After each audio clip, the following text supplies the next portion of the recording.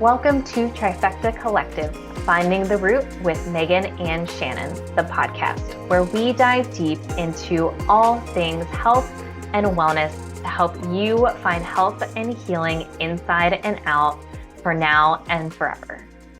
Hello and welcome to Trifecta Collective, Finding the Root with Megan and Shannon, the podcast.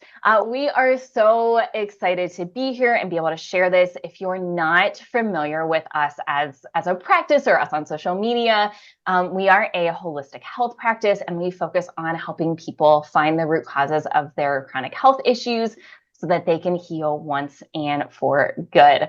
And my name is Megan Abbott. I'm the owner and founder of the practice Trifecta Collective. And this is Shannon Callery, our head practitioner. And we decided to start a podcast to be able to share in longer form than on a lot of our other platforms here, more about what we do as a practice, about do deeper dives into different health issues that we commonly see, testing, protocols, healing, things that we're super interested in.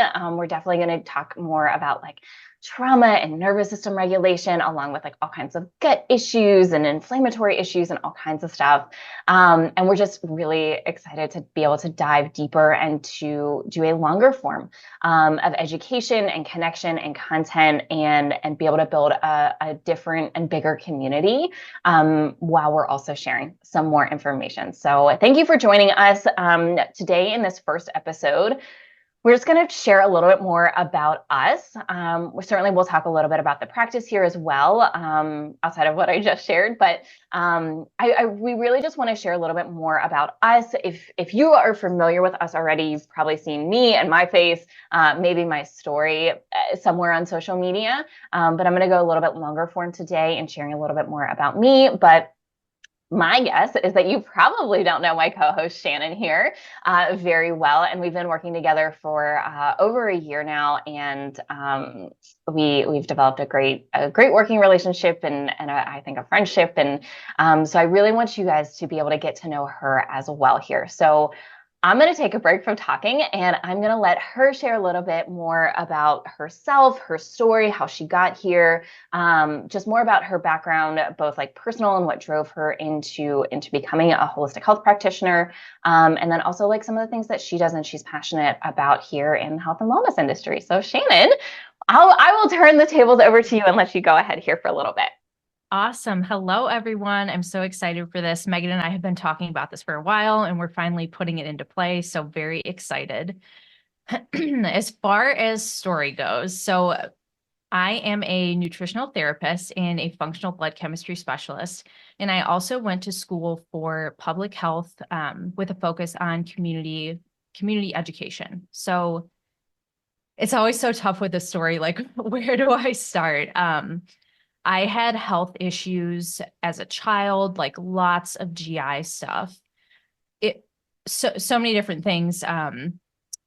Really in the long term, kind of same old, a lot of what we hear in the holistic health world got passed around between lots of different doctors, tried tons of different testing, medications, that ultimately didn't help me that much, kind of left me really, really frustrated, unheard, feeling unvalidated, just not a lot of answers.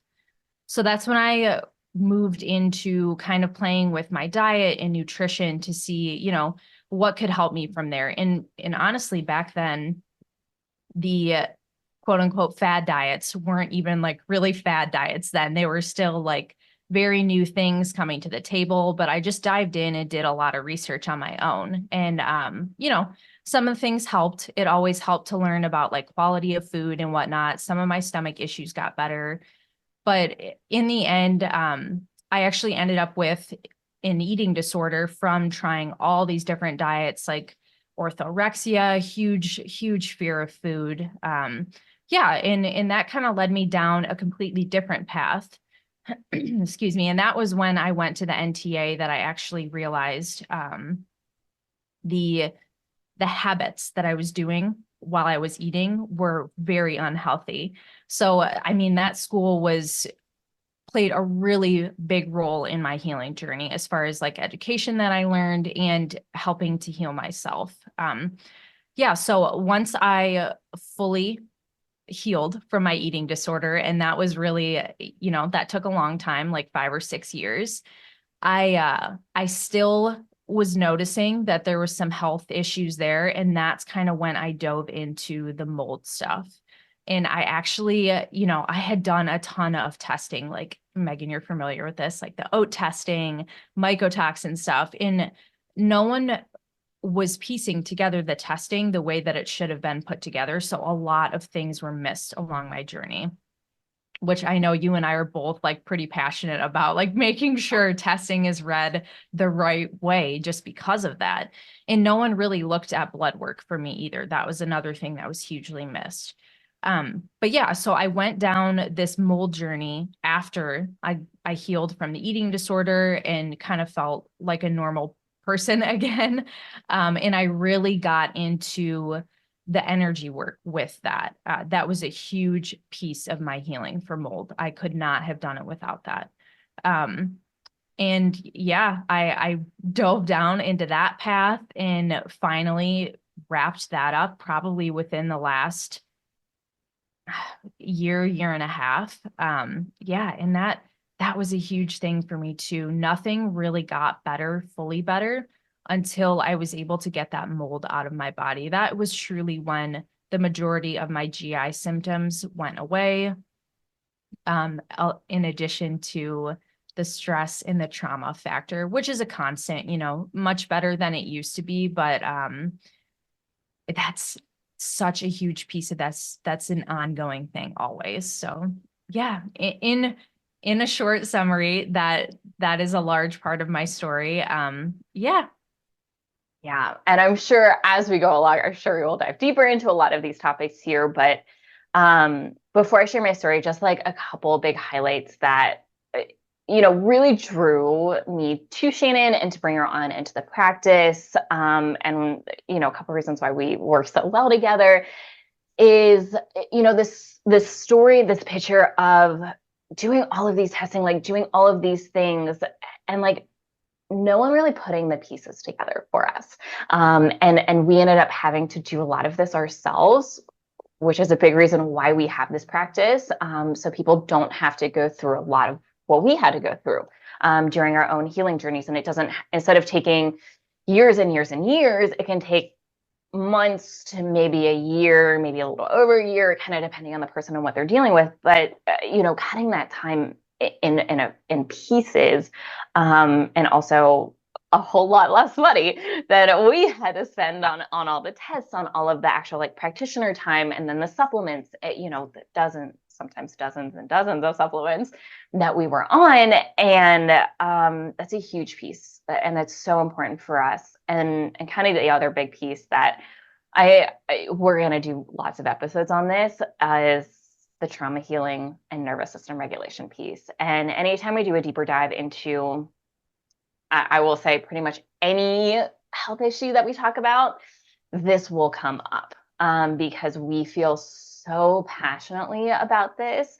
And this is something that was game changing for both of us in our own healing journeys. And I mean, and here's the thing, I'm sure we will continue to talk about this, especially in our own lives, because are you ever really done? I'm going to say probably not. I don't know. But I think there's always some sort of healing work that you can do, trying to become more aware of yourself, trying to heal yourself a little bit more, healing patterns, healing thought patterns, or releasing things from the body that's been stored. So this will be a huge topic of us and this podcast, because this is so important. We talk about this so much with all of our clients here in our practice.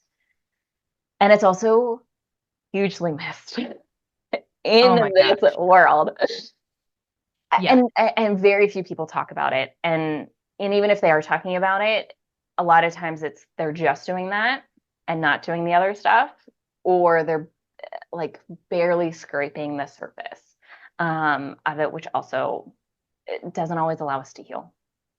Yeah. And you and I both know very well that it is an ongoing thing. Like you can do as much therapeutic work with supplements and do all the testing. And there comes to a point where like, it's not going to work anymore if you don't have control over your stress. It's just how it is. Yeah. Yeah. So great. Well, thank you for sharing, Shannon. And so I will go, and I tell my story a lot. So I'm going to give you a pretty deep dive here. So I will definitely be talking here for a bit.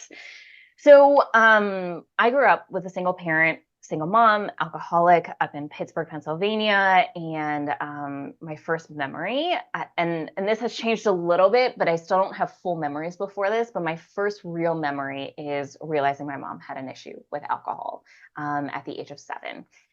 And so that just, launched a whole series of childhood trauma, dealing with just one parent, having an absent parent. I met my father once growing up.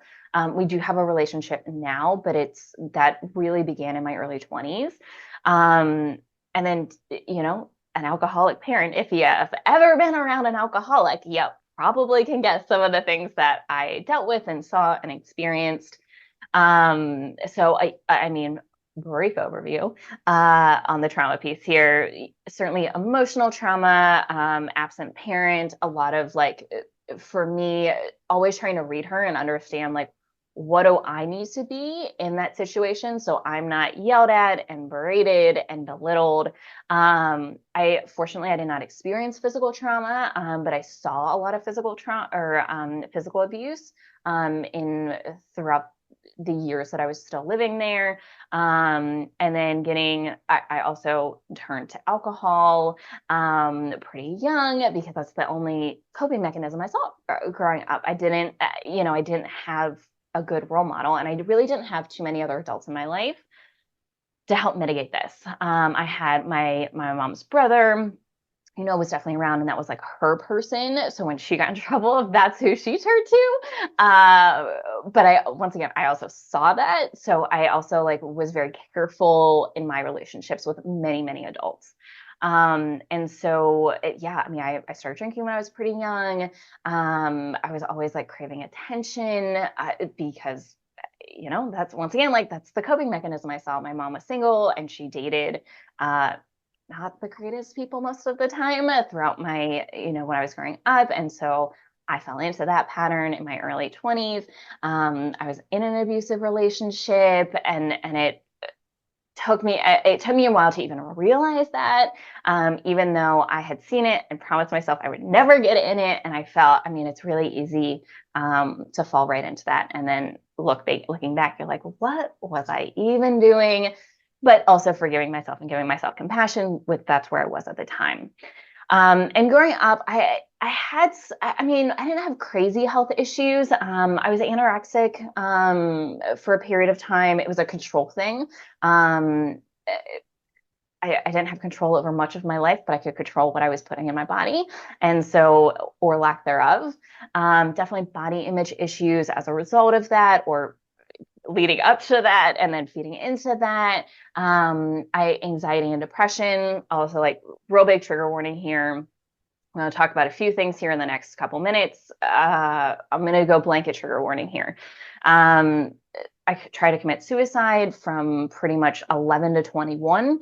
That whole period of time, multiple episodes of trying to hurt myself, of just like cutting. Once again, it was a control thing. It was like me trying to feel, because I just shoved all of my feelings down, because that's what I was taught. I was in therapy for a lot of that time. I was on medication for most of that time. Didn't do a whole lot for me during that whole period of time. Memories that once again are a little hit or miss here. And so I remember having like pretty significant constipation issues. And knowing what I know now, I think like holding on to everything, shoving everything down, that played a big piece. I remember having mono, and I actually had a relapse of mono after I got it, which is pretty unusual. And that played into some health issues later on here. And I was doing fine. And when I graduated from college, I got into a really stressful job, got into the sales industry. I ended up running my own company by the age of 22. I was working 60 to 80 hours pretty consistently. And then I would go out and drink after work, and very little sleep. Eating wasn't the best, obviously given all of those other activities I was participating in. I never had like a significant weight issue, and I would work out here and there, but I got really burnt out at one point, and I was looking for something else. And I started working out and kind of cutting back on some of the drinking and eating. I won't say great, but a little bit better. And it changed my life. And specifically, it changed my mental health. And I was, for the first time in a decade, able to get off of my medications, all of my anti-anxiety and antidepressants. And I was on many, many of these things. And I was able to get off and stay off without being in a terrible place. I definitely was not in a great place at that time, but I was stable enough at that time. And so that's what I decided I wanted to do. So I ended up getting my personal training certification, ended up doing that part-time. I was able to kind of work out with my current position at that time, where I was able to work certain hours and have a little bit more of a flexible schedule. Did that for about a little over a year. Was also doing some group fitness at that time, a lot of like high intensity kind of stuff. And then I got into full-time gym management, and kind of did that in a variety of ways for several years. And then I was in a minor car accident. Really like a minor car accident. Like it was not a big deal. But that started all kinds of chronic health issues. I started having like really bad chronic back pain, chronic hip pain, sciatica. I like ended up not, and I didn't even realize that at first, but couldn't feel my right leg for almost a year, like all the way down my leg into my foot. And then I started having gut issues, and sleep issues got worse. My sleep was never in a great position, but my sleep issues got worse. Gut issues, inflammatory issues, really chronic fatigue. Like I would end up sleeping like 8 or 9 hours at night, and then I'd need like a 2 or 3 hour nap in the afternoon. I could not handle staying awake. And I was still trying to keep up with some of the workout stuff. And I was a trainer and manager at that time. So yeah, it was really challenging, and Western medicine didn't provide much for me. I've had 9 procedures done on my back that didn't do much. And one on my hip. I ended up starting to feel my right leg again, which was good, although it was pain, nerve pain primarily, sharp shooting, like that electric shock kind of pain. Then I started turning to functional medicine, had all kinds of tests done, was put on like 20 to 30 supplements and crazy elimination diets for years and years. It got to the point where I was eating like chicken and steak and white rice. And I like didn't feel good, but I went crazy react to these things. And I was still taking all of these supplements. I mean, I spent over $50,000 just trying to heal, with all of these other practitioners and the tests and all the supplements, until I started getting really fed up. And that's when I started to get the education myself. So I went through the Nutritional Therapy Association program. So I'm also a nutritional therapy practitioner. That was a good starting point for me, but it wasn't, the be all end all. I started changing the way I was moving and working out, which helped. And then I really got into a lot of like the functional movement space, and that was helping a lot with my chronic back and hip pain and some of the nerve pain, sciatica. So I specialized in that for a few years, before I still like wasn't feeling great. I had, at that point, I had been diagnosed with SIBO, IBS, hypothyroid, Hashimoto's, and a variety of some other chronic viral issues, and just like some neurological stuff going on. I had one person tell me that I had just like chronic brain damage, because of my level of trauma, and that there was nothing I could do about it, which felt really good at the time. So I decided to get some more education and dive a little bit deeper into these things.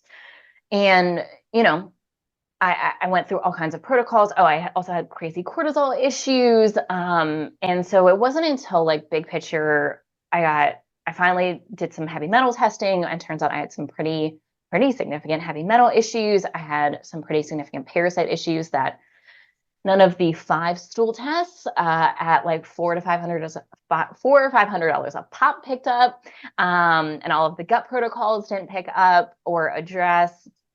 And then, yeah, I mean, I had the Epstein-Barr virus. And once I cleared that stuff up, I felt a lot better. I still won't say I felt great, but I felt pretty good. And I was like doing okay as a human being at that point. And it wasn't until I started diving deeper into the nervous system regulation piece. And for me, I tried a lot of things. I went to trauma therapy for a little bit. Therapy for me like never did a whole lot in the 10 years that I did it, anywhere between 1 to 3 times a week. But trauma therapy was a little bit different, but it didn't quite. I tried a few different modalities and it didn't quite click for me until I started working with someone who did energy healing. And that's when things finally started to click a little bit more. And it took a little bit, don't get me wrong. I was like, this is crazy. This is weird. This is made up for a while going into this. But I was also so desperate that I was open to trying pretty much anything. And after a few sessions over the course of a couple months, like I started to feel a little bit better, and I started to be able to recognize like patterns that I was doing and start to feel a little bit safer in my body. And that made a really big difference. And then I got anointed as a Reiki practitioner. So I also do energy healing, and I was getting trained in a couple other testing modalities at that point. And then, yeah, I started to feel a lot better. And then for me, like when I found and started to utilize plant medicines and microdosing in larger journey capacities, like that's when things like really, really started to settle for me. And I started to have like massively feel better in a way that I didn't know was possible. And I didn't realize I was living with low levels of anxiety and depression still, and that like some of the cortisol stuff was still going on, until I really started diving deeper into this. And we will do other episodes on this. So I'm not going to go too deep into this, but yeah, it made a really, really big difference in my health journey. And that's where we are now, doing pretty good now. Always working on things and always learning a lot. But yeah, I've completely reversed my autoimmunity, haven't had thyroid issues in years. My gut's been in a really good spot by and large for the last many years. Like, generally speaking, I sleep like really well through the night, really good quality sleep. Any anxiety, depression is minimal to none. At all times. So yeah, I mean, it's led me to a really, really good and healed spot. So this is, after all of that, this is why we do what we do, because we don't want other people, and we know other people have to go through what we did, but we want to try to limit to avoid that as much as possible. And, in our practice, one of my biggest things that I'm passionate about is giving people the tools, resources, and knowledge that we didn't have, and the support that we didn't have along our journey to help them heal. Yeah, 100%. And even just like listening to you share your story right now, there's so many things that I feel like I didn't say that we're going to get into in other episodes, but just things that like that I didn't have support on. And I can see within the way that we work with clients, how we frequently meet with them and kind of give them like a line of open access, essentially. Like those were things that I never had when working with a practitioner either. So yeah, I love that you pointed that out, because I do feel like that's something that kind of separates us from other practitioners. Yeah, absolutely. And we know that level of support is needed, especially for a period of time, because things come up and it can be really scary when when these things come up and you don't you reach out to someone who you're working with, and it takes them days or weeks, or, I've heard cases where people just like don't get a response back. And that, I just remember being in that place. I remember the first elimination diet I was ever on, and I had just started 22 supplements at once and a really, really strict, like hardcore elimination diet. Somewhere in between, like it wasn't quite a autoimmune paleo, but pretty close to that. And that was like the first elimination diet I went on. And I went through like really severe detox. I was dizzy and nauseous and couldn't sleep, and I was shaking and like hot and cold flashes, and I couldn't get in touch with the practitioner I was working with. And I go, I don't know what to do, but I like can't function right now. And this is really scary to me. And I just like, I'll never forget that. And I never want someone to feel that way. Yeah. Yeah. 100%. I have also been through something very similar. I will never forget it. I think it was the SIBO diet. Why am I blanking on the name right now? The low FODMAP. Yeah, the low FODMAP diet, which I had been given to from he was an MD, but like a / holistic practitioner. And I had been handed that diet so many times without like follow-ups and guidance and all the things. Same thing happened to me. Was on it super strict, and I was also following it probably way more intensely than I should have been, given like the eating disorder part of it. And I had a horrible like Herx reaction essentially. And if you don't know what a Herx reaction is, it's a very bad detox reaction that can essentially feel like the flu. And I did throw up. Like, it was awful. So we don't do that to people. We're not going to leave you hanging like that. That's not why we're here. We want to be here to support you through this and give you the best guidance that we can. Yeah, absolutely. So, so this is the first episode. We will do bigger topics kind of following up after this, but we definitely wanted to share our stories a little bit and have you get to know us a little bit more before we start to dive into this, where we're coming from and why we approach things a little differently than most other practitioners out there. So please be sure to follow us, subscribe, depending on where you're listening to this. If you can give us a 5-star rating, if you feel like that resonates with you, we would really, really, really appreciate it. And we cannot wait to start sharing and doing deeper dives into other topics here. So be sure to follow along and listen, and we can't wait to share more here with you and help you along in your healing journey. So thank you, and we'll see you next time.